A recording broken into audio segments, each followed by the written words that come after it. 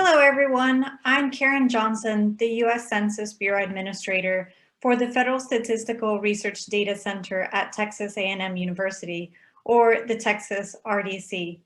Over the next few minutes, I'm going to highlight advantages of using the RDC, examples of projects, where you can find data information, and practical considerations. Please consider this as the beginning of a conversation. If you like more information after watching this video, please be in touch with me. We are committed to helping researchers gain a better sense of opportunities in the RDC and the nature of the RDC projects. All right, great. So let me begin by acknowledging the various advantages of RDC access for you. You can analyze microdata that are not available publicly.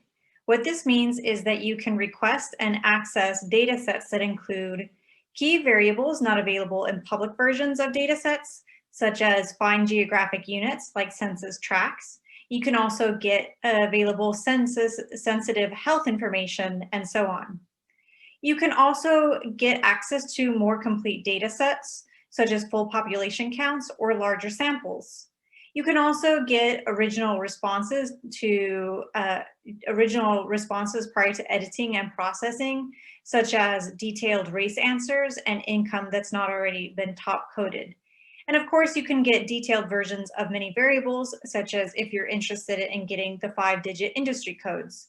And of course, you can also link external data within the RDC environments via geocodes and establishments IDs and so on. And you can also use restricted data sets and link that with other internal restricted data sets or external data sets that you bring in. RDC-based research is common across many different fields. RDCs are good for research programs with long time horizons. What this means is that if you have a project in basic science research, it's good for discipline-based substantive research and statistical and methodological research. RDCs serve less well research that has short time horizons and research producing detailed lists, detailed descriptive statistics, special tabulations, and maps, and projects that aim to produce data products for public distribution. The key to RDC research is that you must have a demonstrated need for restricted data. This often means that you will use 2 or more data sets. So let's take a look at these examples that I gave for you on this slide.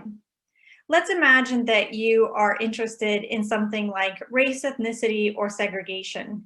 You can easily imagine that you could request and use the decennial censuses, current population surveys, or even the American Community Surveys as a research project. Let's imagine that you are interested in a different tract in the social sciences and would like to look at social demography, particularly migration patterns or educational outcomes. For example, you could think of using the master address file, the MAF, to track people over time to see where they migrate to and their outcomes. Or you could get the survey of doctoral recipients and figure out what people did and where they've gone. Same thing if you are interested in criminology. One of the most popular used databases is the National Crime Victimization Survey. And if you're interested in institutions, workplace, or production, you may be in finance, economics, or sociology, and the Longitudinal Business Database, Longitudinal Employer Household Dynamics, or even censuses like the Census of Mining or the Census of Manufacturers might be of interest to you. Those who are in the public policy realm, you can imagine that SNAP, SIP, which is the Survey of Income and Program Participation, might be a good thing for you to analyze, or even the American Housing Survey, the AHS. And of course, for our friends that are interested in health or mortality questions, one of the data sets that's available at the restricted use level is the National Longitudinal Mortality Study. So what I want you to take away is that these projects are all grounded in a variety of disciplines, and researchers can apply to use the large array of data sets that we have available in the RDC. So we do have a lot of data sets, and new data sets become available all the time. You can consult with me, your friendly RDC administrator, to inquire about data sets. The reason I recommend this is because some data sets are available but are not publicized. Other important information about data sets are not often public. So where should you start, you ask? I would suggest by starting here, research.data.gov. And what you would do is you would click that and you would start by searching in their search bar, either a data set or a variable of interest. You might also want to explore census data, or if you're interested in health, you can look at NCHS or AHRQ, or other agencies such as the BEA if you're interested in economic or manufacturer information.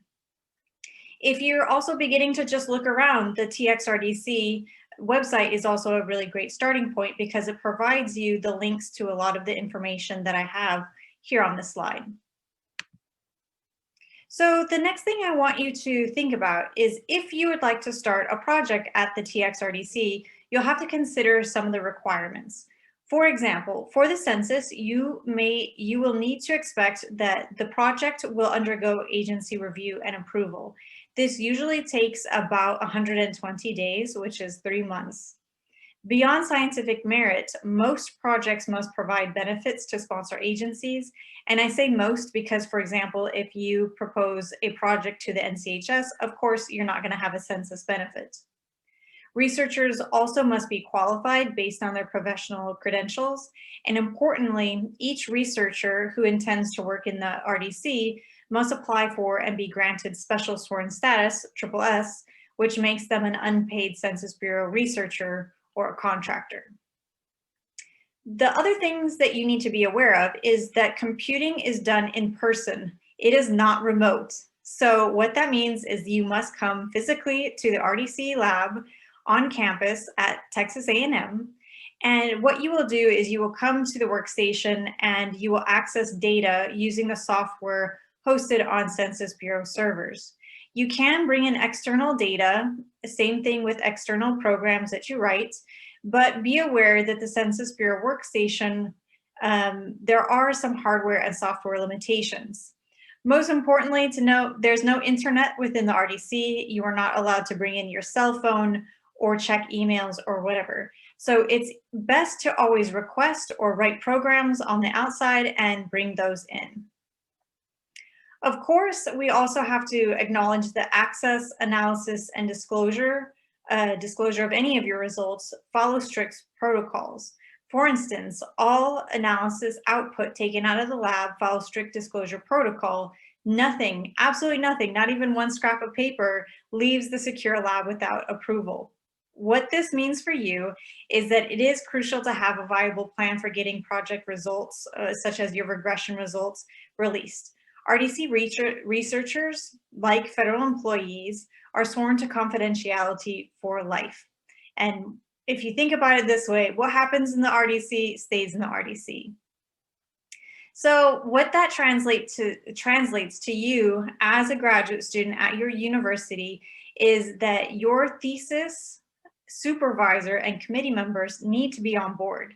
They need to understand the special nature of the situation and support your research program exactly as outlined. This also means that you must have a very clear vision of the project, and you cannot change a project as you figure things out as they come. Therefore, you can expect an extended timeline, at least assume 1 more year. What this means is that you have an inability to make major changes to your project once you've started. You have an inability to preview preliminary results. And of course, we have to remember this is serious business. You cannot game the system. You cannot ignore protocols. There are real consequences for breach of confidentiality and so on. So when you're thinking about coming into the RDC, you must approach this as a full-on professional commitment to your analysis. So of course, there's a lot to keep in mind with your considerations, but the thing that I'd like to end with is the benefits that are for you. With all the commitment you make, there are definitely job market and future career path benefits for you. For example, You can think about that your research is potentially transportable to other RDC locations. There are over 30 RDCs nationwide. And then if you think about your future research program, it can be more ambitious because you can work within the RDC, you can work with public data, you can also work with other researchers in different RDCs. And of course, your path to tenure can be enhanced. So if this sounds like a good path for you, we'd love to have you. For the right student and research project combination, the results can really be spectacular. So with that, if you're interested, you'll want to start as soon as possible. The process is not fast, so don't delay. Contact me to explore ideas and learn about next steps to develop your proposal. For example, Mary and I can discuss with you how to write your proposal alongside your dissertation prospectus. We are here to help you at every stage of your project, so please be in touch soon. And again, if you need me, please contact me, and I look forward to hearing from you soon. Thank you. Bye.